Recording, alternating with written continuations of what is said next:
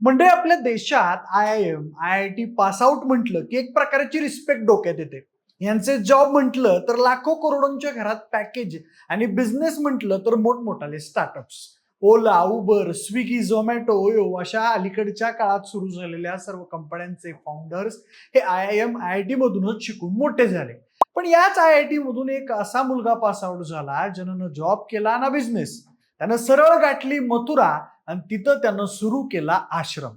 आता आश्रम म्हटलं की आपल्याला आठवतो बॉबी देओलचा आश्रम. तर या शेखने देखील तसाच आश्रम सुरू केलाय. म्हणजे आपल्याकडे आत्ताच कॅप्टन खरात यांचं प्रकरण गाजलं होतं, तसंच एक IIT बाबा प्रकरण आता उत्तर प्रदेश मधून समोर येत आहे. या IIT मधून पदवी घेतलेल्या ढोंगी बाबाला मथुरा पोलिसांनी अटक केली आहे आणि त्याच्यावर महिलांचे शोषण, ब्लॅकमेल आणि गंधर्व विवाह अशा धार्मिक नावाखाली विनयभंग केल्याचे आरोप करण्यात आले आहेत. आता IIT बाबा नेमका आहे कोण? त्यानं सुरू केलेल्या आश्रमात नेमकं काय सुरू होतं? गंधर्व विवाह म्हणजे नेमकं काय प्रकरण आहे आणि हे सगळं गौड बंगाल बाहेर कसं आलं हे सगळं जाणून घेणार आहोत आजच्या या व्हिडिओच्या माध्यमातून. नमस्कार, मी प्रथमेश आणि तुम्ही पाहताय विषयच भारी. मंडळी, लोकांच्या धार्मिक भावनांचा गैरफायदा घेऊन धर्माच्या नावाखाली त्यांची आर्थिक फसवणूक करणं आपल्याकडे काही नवीन नाही. पण अलीकडे हा प्रकार जरा जास्तच गंभीर होत चाललाय.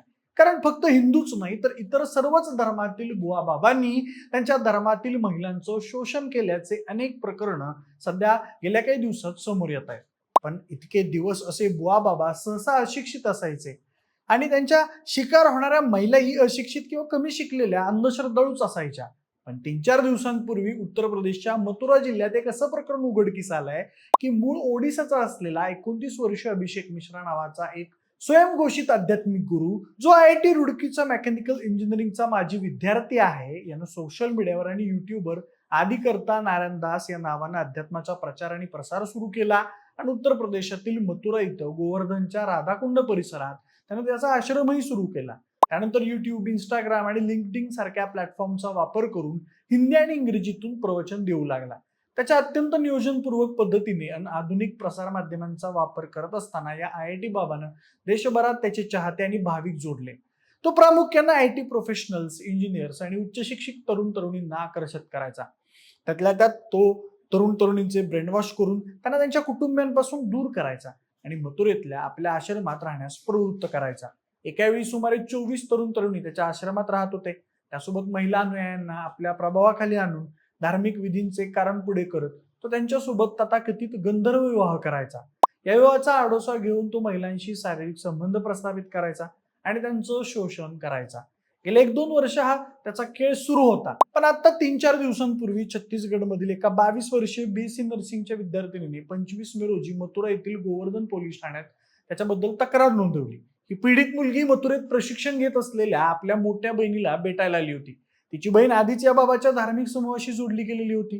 तिने दाखल केलेल्या तक्रारीनुसार या अभिषेक मिश्राने पीडितेला प्रसाद म्हणून दूध दिलं. या दुधात गुंगीचं औषध मिसळलेलं होतं. दूध प्यायल्यानंतर मुलगी बेशुद्ध झाली, ज्याचा फायदा घेऊन आरोपीने तिच्यावर अत्याचार केला आणि तिचे अश्लील फोटोज आणि व्हिडिओज रेकॉर्ड केले. त्यानंतर आरोपीने तिला धमकावत 5 लाख रुपयांची खंडणी मागितली. पैसे न दिल्यास व्हिडिओ सोशल मीडियावर व्हायरल करण्याची धमकीही दिली. पीडितेच्या तक्रारीनंतर पोलिसांनी भारतीय न्याय संहितेच्या संबंधित कलमांनुसार गुन्हा दाखल केला. त्यानंतर 1 जून रोजी पोलिसांनी धाड टाकून अभिषेक मिश्राला अटक केली. या कारवाई दरम्यान पोलिसांनी त्याच्या आश्रमातून 2 तरुणी मुली आणि एका तरुणाची सुटका करून त्यांना त्यांच्या कुटुंबियांच्या स्वाधीन केलंय. आरोपीच्या मोबाईल फोनमधून पोलिसांनी अनेक महिला आणि पुरुषांचे आक्षेपार्ह आणि अश्लील फोटो जप्त केले आहेत. पोलिसांच्या चौकशी दरम्यान त्यानं सांगितलं की त्यानं IIT रुडकीमधून 2017 ते 21 बॅच मेकॅनिकल इंजिनिअरिंग पूर्ण केला होता. त्यानंतर तो दिल्ली, NCR आणि मुंबईत एका खासगी कंपनीत वार्षिक 20 लाख रुपयांच्या पॅकेजवर नोकरी करत होता. मात्र नोकरी सोडून गेल्या 3 वर्षांपासून तो मथुरेत बाबा बनून राहत होता आणि त्यानं तिथं स्वतःचं घर विकत घेऊन आश्रम सुरू केलेला होता. त्याचे आई वडील सध्या भुवनेश्वर इथं राहतात. त्यानंतर अभिषेक काही वर्षांपूर्वी राधाकुंड इथं आला होता. तो जिथं राहायचा तिथं काही तरुणी होत्या अशी माहिती पोलिसांनी दिली, पण त्या तरुणींनी त्याच्या विरोधात काही बोलण्यास नकार दिला. गेल्या काही दिवसात अनेक तरुणी घरी परतल्या होत्या. मात्र मूळ छत्तीसगडची असलेली तक्रारदार तरुणी बहिणीला भेटण्यासाठी 15 मे रोजी मथुरेत आलेली होती. बहीण गेल्यानंतर आरोपीने तरुणीला दुधातून अंमली पदार्थ देत तिच्यासोबत बळजबरी करण्याचा प्रयत्न केला. प्रसादासाठी नाही म्हणायचं नसतं असं म्हणत त्याने तिला दूध प्यायला भाग पाडलं. त्यानंतर बेशुद्ध झालेल्या तरुणीला सकाळी जाग आली तेव्हा तिची तब्येत बिघडलेली होती आणि पोटही दुखत होता. पीडिता या प्रकारानंतर घरी गेली आणि आई वडिलांना घडलेला सगळा प्रकार सांगितला. बदनामीच्या भीतीनं मायलेकीने कुणालाही घटना सांगितली नाही, पण अभिषेक सातत्यानं वेगवेगळ्या नंबरवरून फोन करून धमकी देत होता. तसेच त्याच्याकडे तरुणीचा आंघोळीचा व्हिडिओ असून तो व्हायरल करण्याची धमकी दिल्याचा आरोप पीडितेनं केलाय.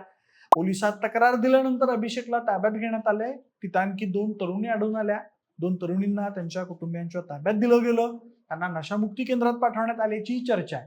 म्हणजे धर्माच्या नावाखाली नशेचं औषध देऊन छळ करणाऱ्या या IIT बाबाचा पुढील तपास सध्या पोलीस करतीलच. पण या अशा वाढत चाललेल्या प्रकरणांबद्दल तुमचं काय मत आहे ते आम्हाला कमेंट करून नक्की कळवा आणि सोबतच आपल्या विशेष बारीच्या YouTube चॅनलला सबस्क्राईब करायला अजिबात विसरू नका. धन्यवाद.